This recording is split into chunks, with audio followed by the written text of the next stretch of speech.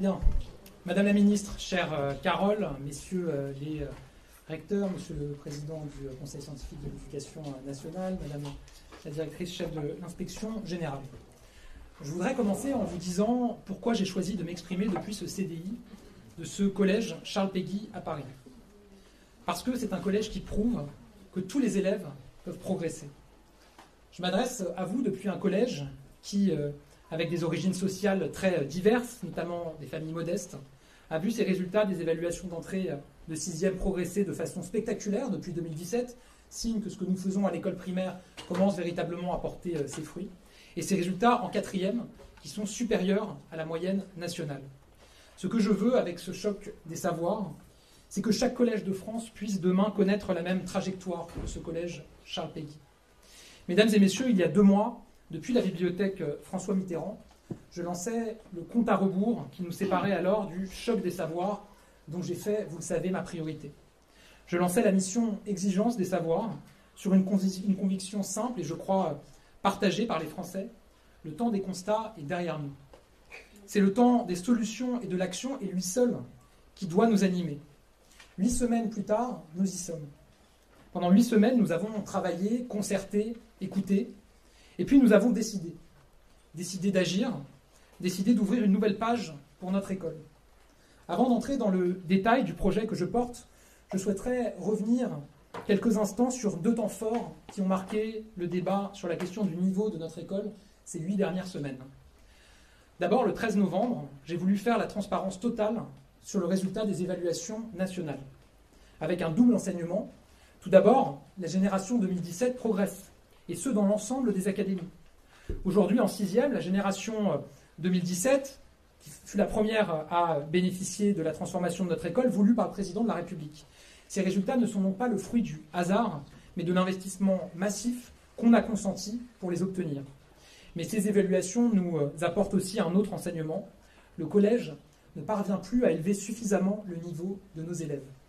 Et aujourd'hui, ce matin, les résultats PISA qui nous parviennent ne font qu'appuyer ce constat. Les résultats de PISA sont eux aussi très clairs. Oui, il y a un problème au collège, et notamment en mathématiques. Mais je le dis très fermement. Avec cette nouvelle édition de PISA, ce n'est pas la politique éducative menée aux primaires depuis 2017 par les gouvernements qui se sont succédés depuis l'élection du président de la République qui est remise en question. Car cette génération PISA 2022, celle qui a passé le test l'an dernier, c'est la dernière à ne pas avoir bénéficié du renforcement massif des moyens à l'école primaire. Elle avait déjà terminé son école primaire au moment de l'élection du président de la République. Ce que nous y lisons, en revanche, c'est le résultat probablement de réformes qui ont été conduites, notamment au collège en 2013, qui n'ont pas permis d'atteindre les objectifs qui étaient alors avancés. En disant cela, mon objectif est très clair. Refuser le déni et lutter contre le risque de fracture scolaire. Ce risque de fracture scolaire qui est tout autant une fracture sociale, une fracture territoriale ou une fracture de confiance entre les Français et leur école. Je me sens un devoir de vérité vis-à-vis des Français, notamment en ce qui concerne le niveau de nos élèves. Il y a là une vraie urgence nationale. Je le dis, nous devons impérativement élever le niveau de nos élèves, de tous nos élèves. Et donc, je veux être très clair et très ferme, nous devons la vérité à nos élèves et à leurs parents. La vérité des notes, la vérité sur leur niveau, la vérité sur les examens comme le brevet, la vérité sur ce qui les attend dans l'enseignement supérieur ou dans la vie professionnelle. Et donc, nous devons être plus exigeants. Être plus exigeants, c'est assumer de demander plus à nos élèves. Être plus exigeant, c'est pouvoir dire que oui, l'école doit être synonyme d'effort. Être plus exigeant, c'est aussi faire confiance aux professeurs et rétablir leur autorité pédagogique, car eux seuls connaissent le vrai niveau de nos élèves. Le danger qui nous guette si nous restons dans le déni et si nous ne faisons rien, c'est bel et bien celui de la fracture scolaire que j'évoquais à l'instant. Et qui souffrirait en premier de cette fracture scolaire? Les Français les plus modestes, les Français de classe moyenne. Je me bats de toutes mes forces contre la ghettoisation, l'assignation à résidence de notre jeunesse, qu'elle soit urbaine, périurbaine ou rurale. Je me bats aussi pour ces Français, notamment de classe moyenne, qui financent par leur travail le fonctionnement de nos services publics. Eux qui ont consenti par leur impôt et le fruit de leur travail à augmenter massivement le budget de l'éducation nationale depuis 2017, mais qui ont parfois le sentiment qu'ils ne peuvent plus avoir confiance en sa capacité à élever le niveau. Et donc, Ces Français qui décident parfois d'immenses sacrifices financiers pour scolariser leurs enfants dans le privé. À eux, je leur dis, ce choc des savoirs, c'est un sursaut pour l'avenir de notre école. Un sursaut pour la confiance que vous avez en elle. Un sursaut pour sa capacité à remplir sa mission avec les professeurs pour vos enfants. Mesdames et messieurs, j'ai parlé des risques que court l'école, mais je veux aussi parler de ses chances. Son modèle unique au monde, gratuit, mixte, universel, laïque, c'est une chance immense pour chaque petit Français de pouvoir se dire que oui, où qu'il vive, quel que soit son parcours, l'école sera là pour lui. Je veux aussi parler de ses professeurs.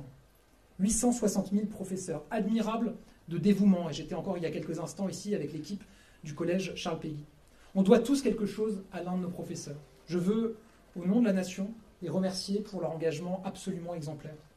C'est aussi pour eux que je mets en œuvre ce choc des savoirs. Car à la fin des fins, l'école, c'est d'abord un lieu où se retrouvent les professeurs et leurs élèves. Et il n'y a que le professeur qui sache vraiment ce qu'il faut pour un élève. Or, d'année en année, de réforme en réforme, l'autorité de leur expertise pédagogique a pu être progressivement affaiblie. Voilà aussi la vérité de notre école. Mais mesdames et messieurs, dire la vérité, c'est aussi mesurer la portée des efforts consentis et saluer les résultats que nous avons obtenus. Prenons un peu de recul. Il faut 10 ans pour changer le destin d'un système éducatif et relever le niveau. C'est ce que nous a montré, par exemple, le Portugal, qui en 10 ans a transformé son système éducatif et a vu des résultats notables sur ses performances scolaires. Depuis 2017, nous avons agi, je l'ai dit, notamment en réinvestissant massivement pour l'école primaire. Mais aujourd'hui, en 2023, après 6 ans d'action révolue, et grâce au soutien du président de la République, nous sommes au milieu du gué. Nous avons alors 2 choix. Accélérer massivement ou nous reposer sur ses premiers acquis. Et mon choix est clair, vous l'aurez compris, j'accélère, sans attendre, pour que dans les prochaines années, tous les Français retrouvent pleinement la fierté de leur école. Pour que tous les discours sur la baisse du niveau ne soient, au fond, plus qu'un mauvais souvenir. Alors oui, j'accélère et je mets en œuvre le premier engagement que j'avais pris devant les Français il y a 4 mois, faire advenir un véritable choc des savoirs. Aujourd'hui, je suis venu devant vous pour vous dire que cet engagement sera tenu. Tout a été mis sur la table. Le monde de l'éducation a été associé, les organisations syndicales furent les premières auditionnées parmi plus d'une centaine de parties prenantes. 230 000 professeurs ont répondu à la consultation numérique que je leur ai adressée. Alors aujourd'hui, je ne suis pas venu vous présenter une énième réforme, je ne suis pas venu évoquer des ajustements ou des changements étalés dans le temps. Aujourd'hui, j'assume de porter une ambition très forte pour l'école sans aucun tabou. Ce que nous allons mettre en place, ce doit être un véritable électrochoc. Un électrochoc pour remettre l'exigence à tous les étages, un électrochoc pour remettre les savoirs fondamentaux au cœur de la promesse de l'école, un électrochoc qui s'adresse aux élèves, qui relancera l'ascenseur scolaire, confortera la place du professeur et redonnera confiance aux familles. Un électrochoc pour notre école. Et cet électrochoc, il tient en 3 mots. Un objectif, élever le niveau. Une feuille de route, c'est le choc des savoirs. Une boussole, la science et le bon sens. Et il se décline à chaque niveau de la scolarité de l'élève. École, collège et lycée. Je le dis aux élèves et à leurs parents, pour chaque élève, des choses très concrètes vont changer. Pour chaque élève, il y aura un avant et un après. Pour chaque élève, il y aura du mieux. Tout d'abord, il ne peut pas y avoir de choc des savoirs sans revue générale des programmes. Beaucoup de professeurs m'ont dit combien ils pouvaient parfois être fouillis, manquer de clarté et de précision. Dès aujourd'hui, je mandate donc le Conseil supérieur des programmes autour de 4 principes. Clarté, exigence, science et culture générale. La clarté des programmes pour les professeurs, l'exigence avec l'ajout de repères incontournables de connaissances des élèves pour y introduire de vrais objectifs de progression chaque année et parfois à mi-année. La science, ces programmes devront s'appuyer sur les grands enseignements tirés de la recherche. Et la culture générale. Des repères incontournables de culture générale seront créés et introduits tout au long de la scolarité. Nous devons absolument, impérativement, redonner à nos élèves le goût et l'exigence de la culture générale, qui constitue souvent l'une des premières inégalités. La culture générale, elle s'hérite ou elle s'apprend. Pour ceux dont l'origine sociale ne leur permette pas d'y avoir accès, l'école permettra donc, je le crois, de réduire ces inégalités. Mesdames et messieurs, le premier pilier de ce choc des savoirs, c'est la création d'une vraie primaire des fondamentaux. Premier changement, les nouveaux programmes entreront en vigueur dès la rentrée 2024. L'ensemble du socle commun sera revu et dès la rentrée prochaine, les élèves de maternelle, de CP, de CE1 et de CE2 étudieront avec ces nouveaux programmes. Pour le reste des classes, soit le CM1 et le CM2, les nouveaux programmes entreront en vigueur à la rentrée 2025. Par ailleurs, nous poursuivrons et amplifierons l'effort de formation des professeurs des écoles, notamment dans le cadre des plans français et mathématiques qui donnent des résultats. Déjà 200 000 professeurs des écoles ont été formés à travers ces nouveaux plans de formation. Mon deuxième chantier pour l'école primaire, c'est le travail sur les manuels scolaires. Il faut être clair, plus de réussite pour nos élèves, cela passe par plus de manuels dans les classes. Aujourd'hui, 60% des élèves en CP ne disposent pas d'un manuel dans leur classe. Et parfois, la qualité de ces manuels est si hétérogène que pour certains, ils peuvent conduire à de vraies pertes de chance pour nos élèves.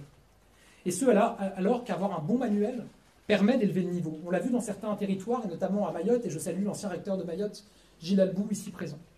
J'ai donc décidé, avec bon sens et en suivant la science, deux choses.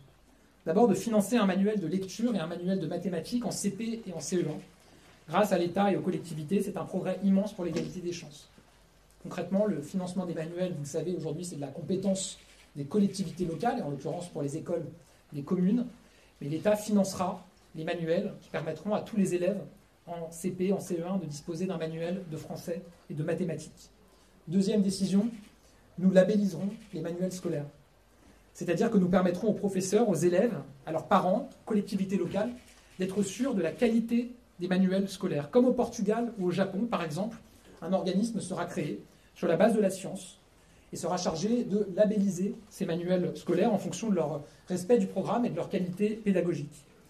Ce sera dès la rentrée 2024 pour les manuels de lecture de CP et de CE1, puis à compter de septembre 2025 pour les manuels du CP au CM2.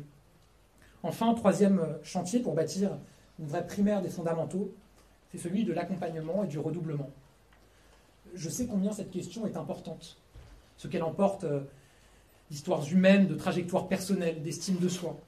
La question du redoublement, devenue tabou, mérite d'être clarifiée et d'être tranchée. Bien aujourd'hui, je viens la clarifier et la trancher avec un principe simple. La décision appartient aux enseignants.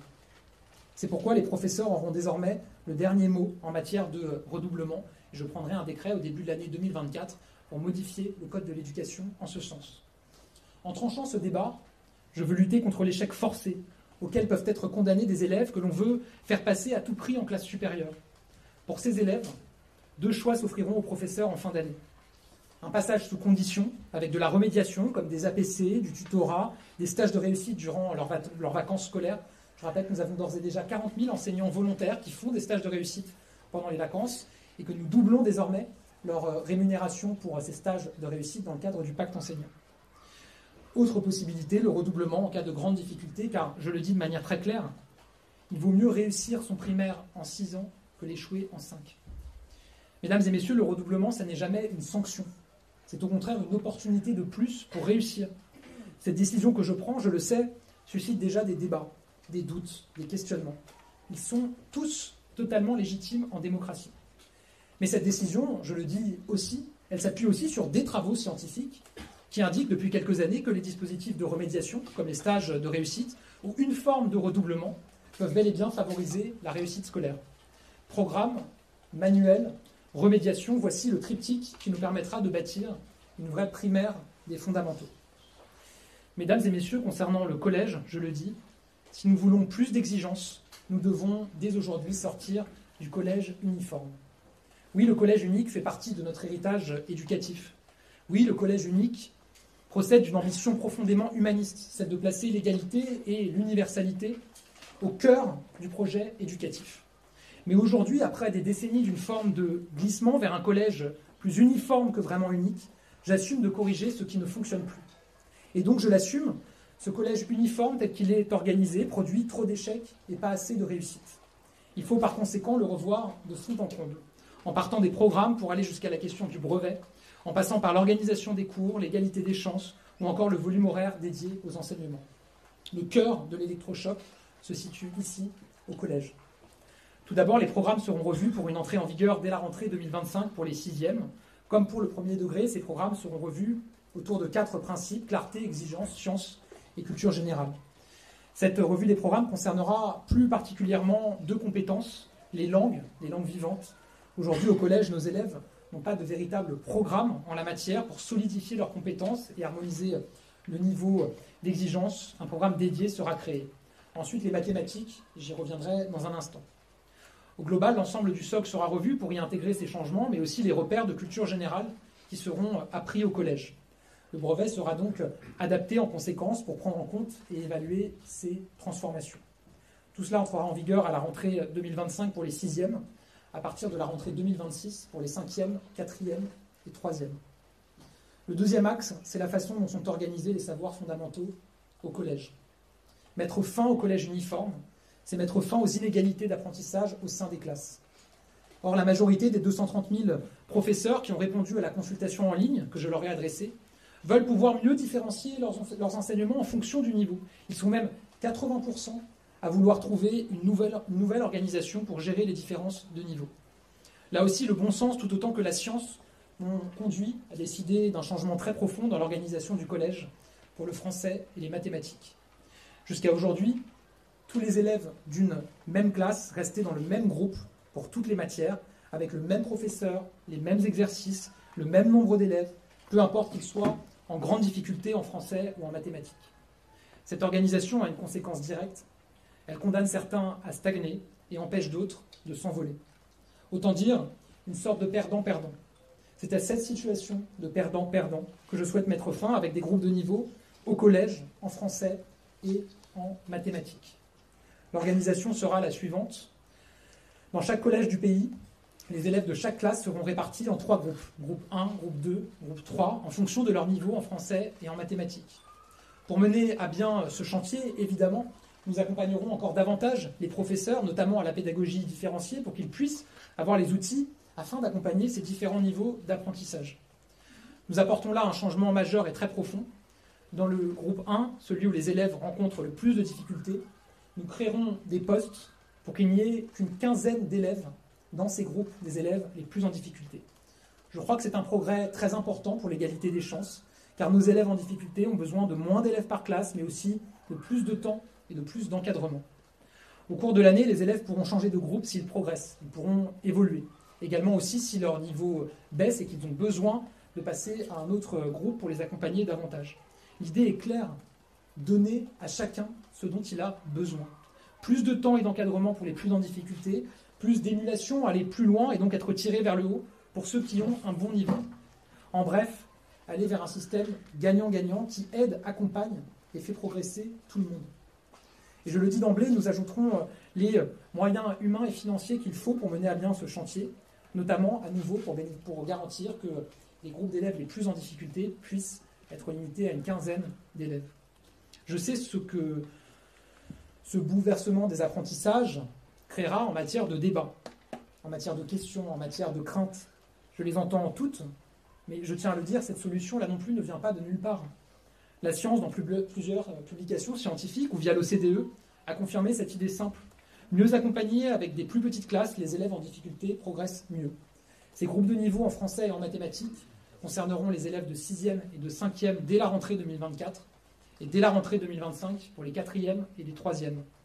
Je précise, ces groupes de niveau ne concerneront que les mathématiques et le français qui correspondent aujourd'hui environ à un tiers du volume horaire sur la semaine. Pour certains, notamment les élèves en très grande difficulté, nous savons qu'en matière de savoirs fondamentaux, ils ont besoin de plus de temps et donc pour eux, nous prendrons donc plus de temps. Dès la rentrée 2024, des élèves en très grande difficulté pourront bénéficier de français et de mathématiques renforcés afin d'augmenter le volume horaire de ces deux matières. Ces cours de remise à niveau se feront à la place d'une partie d'une autre matière, en accord avec les professeurs et les familles, sur la base d'un parcours individualisé. Je le dis, aucun élève ne doit être laissé au bord du chemin. Les difficultés ne doivent jamais être le prétexte d'une scolarité dégradée. Elles doivent au contraire nous conduire à mettre sur pied pour eux une école renforcée au plus près de leurs besoins. Troisième et dernier axe de transformation de notre collège, le brevet des collèges doit en redevenir la clé de voûte et retrouver un sens qu'il a aujourd'hui perdu. Dans l'organisation du brevet telle qu'elle existe aujourd'hui, il me semble que l'on retrouve l'essentiel des mots qui entravent aujourd'hui la réussite de notre collège. Dévalorisation des notes données par les professeurs, affaissement du niveau d'exigence. Nous devons redonner au brevet, au diplôme national du brevet, un sens et de l'exigence. Pour cela, le brevet va changer, et ce, dès la rentrée 2024. Je le dis, je veux faire la vérité sur les notes. La vérité sur les notes pour l'examen en tant que tel, son poids dans la moyenne du brevet sera augmenté à 60% de la note finale, et ce sera la note donnée par le correcteur qui s'appliquera. Ce principe, qui peut sembler pourtant évident, n'avait plus cours ces dernières années. L'évaluation du brevet par les professeurs fait l'objet de correctifs académiques. Si bien que le 8 sur 20 donné à tel élève par tel professeur se transforme assez régulièrement en 10 ou en 12 sur 20. J'y mettrai fin dès la session 2024 du brevet. La vérité sur les notes pour le contrôle continu. Dès le brevet 2025, le contrôle continu du brevet comptera pour 40% et non plus 50%, et la note finale se basera sur les notes réelles obtenues par les élèves tout au long de l'année. Je mets donc fin au système actuel, qui n'est pas connu toujours par tout le monde, mais où le contrôle continu est finalement calculé par bloc de compétences. Et quand un élève est évalué comme ayant, je cite, une maîtrise fragile de ses compétences, c'est-à-dire défaillante, cela suffit pour obtenir la moyenne. C'est au prix de ces changements que nous redonnerons son sens au brevet. Car je pose la question, quel est le sens d'un diplôme dont la valeur est de plus en plus contestée? Notre seul projet pour l'école peut-il être de faire augmenter d'année en année le taux de réussite à des examens dont on sait que le niveau d'exigence est bien trop bas? J'ai conscience qu'avec ces mesures, le taux de réussite au brevet et sans doute aussi au bac, puisque le changement sur le correctif académique s'applique aussi, diminuera probablement dans les années à venir. J'en ai conscience et je l'assume. C'est pour moi le prix à payer pour élever le niveau de nos élèves au collège et tout au long de leur scolarité. Un examen qui a du sens, c'est aussi un examen qui a des conséquences. Qui peut croire, notamment les élèves, dans la crédibilité d'un examen auquel on peut échouer et pourtant passer au niveau supérieur? Car je le dis de façon très directe, quand on échoue au brevet, cela signifie qu'on n'a pas le niveau pour entrer au lycée. Dire cela, c'est dire la vérité aux élèves, la vérité à leur famille, et c'est donc les respecter. Et cela, les professeurs le savent très bien. C'est pour cela que je souhaite faire du brevet un véritable examen d'entrée au lycée. Concrètement, un élève qui échoue au brevet ne pourra pas entrer dans la foulée au lycée, comme c'est pourtant le cas aujourd'hui. Il ne fera cependant pas un redoublement identique à l'année précédente, ce qui n'a souvent, et surtout à cet âge-là, pas beaucoup de sens, mais il fera une classe prépa-lycée. L'objectif est clair, réussir sa transition entre le collège et le lycée, là où beaucoup se joue encore. Mesdames et messieurs, l'électrochoc pour le collège permettra de changer les choses très concrètement et sans attendre. Dès 2024, un collégien pourra apprendre via de nouveaux programmes, bénéficier de groupes de niveau, voire de 2 heures en plus en français ou en mathématiques s'il est en difficulté. La culture générale, les savoirs fondamentaux, l'exigence auront été au cœur de ces années collège qui sont aujourd'hui notre priorité. Troisième pilier, un lycée d'excellence. Le lycée, c'est l'heure des choix. Et quand on se prépare à faire des choix, il faut avoir toutes les cartes en main et mettre toutes les chances de son côté. Beaucoup a déjà été fait pour le lycée sous l'autorité du président de la République. Je pense notamment au récent changement du calendrier du baccalauréat que j'ai décidé dès ma prise de fonction, ou encore à la restauration des mathématiques en classe de première. J'assume donc d'ouvrir moins de chantiers concernant le lycée, mais d'y apporter cependant certains changements importants. Je pense au lycée professionnel, qui doit lui aussi être le lieu des savoirs fondamentaux. Carole Grandjean en dira un mot dans quelques instants. Je parlais à l'instant du baccalauréat. Je souhaite créer une épreuve anticipée de culture mathématique et scientifique du baccalauréat en fin de première. Aujourd'hui, il n'existe pas d'épreuve commune de ce type. Elle permettra, dès le baccalauréat 2026, de tester l'apprentissage par tous les élèves du lycée général. La création de cette nouvelle épreuve, qui permettra de porter au plus haut niveau le degré d'exigence en mathématiques pour tous, au moins jusqu'à la fin d'année de première, est un tournant majeur dans la place que nous apportons aux mathématiques et aux sciences dans le parcours de nos élèves. Elle correspond en effet à une action d'ampleur que je porte pour les mathématiques. Je le dis, depuis trop longtemps, nous déplorons une diminution du niveau de nos élèves, une perte de goût pour les mathématiques. Les résultats de l'enquête PISA d'aujourd'hui nous montrent à nouveau l'urgence qu'il y a à agir. Les mathématiques, c'est fondamental. C'est un enjeu d'exigence pour nos jeunes et pour leur structuration de pensée. C'est un enjeu de souveraineté, notamment économique, industrielle et technologique pour notre nation. C'est un enjeu d'égalité entre les femmes et les hommes. Dans le classement PISA, il y a 10 points d'écart entre garçons et filles de 15 ans en culture mathématique. 10 points. Et depuis 20 ans, cet écart ne se résorbe pas. Le retour d'1h30 de mathématiques dans le tronc commun de l'ensemble des élèves de première cette année est une étape importante. Par ailleurs, le déploiement du CNR, Conseil national de la refondation, NEFL, notre école faisons-la ensemble, comme on l'appelle à l'éducation nationale, a déjà permis le financement d'innovations comme les labos de maths dans beaucoup d'établissements. Il faut poursuivre, il faut aller plus loin et engager avec nos professeurs un grand sursaut mathématique pour notre école. Ce sursaut, c'est notre stratégie pour les mathématiques qui regroupe des mesures fortes et ambitieuses. Dès la rentrée 2024, la France adoptera la méthode de Singapour, qui a fait ses preuves partout dans le monde. Au fond, c'est un retour aux sources, tant cette méthode fut construite à partir des meilleures inspirations internationales, et notamment de Ferdinand Buisson, directeur de l'enseignement primaire au XIXe siècle et qui plaidait pour le concret avant l'imagé, puis l'abstrait. C'est exactement ça, la méthode de Singapour. Plus de 70 pays l'ont déjà adoptée autour de nous. Je rappelle que Singapour est par ailleurs le premier dans le classement PISA 2022 qui vient de paraître. Très concrètement, cela veut dire que nous allons anticiper l'apprentissage de certaines notions dans les programmes. Je vous donne un exemple. Les fractions et les nombres décimaux, aujourd'hui enseignés, je crois, en classe de CM1, seront avancés en classe de CE1, mais de manière très concrète, par la manipulation d'objets pour entrer plus tôt dans ces notions et donc mieux les maîtriser à l'avenir. Deuxième mesure pour les maths, le financement des manuels en mathématiques pour les CP et les CE1 et leur labellisation. Troisième mesure pour les maths, la mise en place de groupes de niveau en mathématiques tout au long du collège avec des classes très réduites pour les élèves en difficulté. Quatrième mesure pour les maths, celle qui est entrée en vigueur à cette rentrée, l'heure et demie pour tout le monde en première chaque semaine de mathématiques. Et cinquième mesure, la nouvelle épreuve de mathématiques en fin de première qui entrera en vigueur dès l'année 2025-2026. Il y aura aussi des mesures au lycée professionnel, mais je laisserai Carole Grandjean en parler. Pour conclure, et avant de conclure, je veux dire un mot sur les nouvelles technologies et notamment l'intelligence artificielle. L'émergence de nouveaux savoirs remet naturellement et profondément en question l'ordre des choses tel qu'il existe à l'école. Comment se saisir de l'intelligence artificielle? Quelle place donner au numérique? Faut-il considérer les savoirs informatiques comme des savoirs à part entière et donc les inclure au socle de nos connaissances? Toutes ces questions paraissent vertigineuses, car elles semblent être le synonyme de petites révolutions qui modifient nos styles de vie autant qu'elles bouleversent les habitudes à l'école. Mais moi, j'ai confiance. J'ai confiance dans nos élèves, j'ai confiance dans ces nouvelles technologies lorsqu'elles sont régulées et mises au service de l'acquisition des connaissances et des apprentissages. Et donc, je l'assume. Je souhaite que l'intelligence artificielle puisse être pleinement utilisée au service de l'élévation du niveau et dans les apprentissages de nos élèves. Et en le disant, je suis totalement conscient que c'est déjà le cas pour plusieurs millions d'élèves et plusieurs centaines de milliers de professeurs qui, ça et là, au gré des expérimentations, apprivoisent ces outils. En matière d'intelligence artificielle, je le dis, je préfère choisir plutôt que subir. Beaucoup d'outils ont été développés, parfois certains de nos élèves les utilisent. On ne veut pas dire que ce sont toujours les meilleurs outils, ceux qui ont été prouvés par des chercheurs, par des enseignants, par des scientifiques comme étant les plus efficaces au service de l'élévation de leur niveau. J'assume préférer choisir que subir.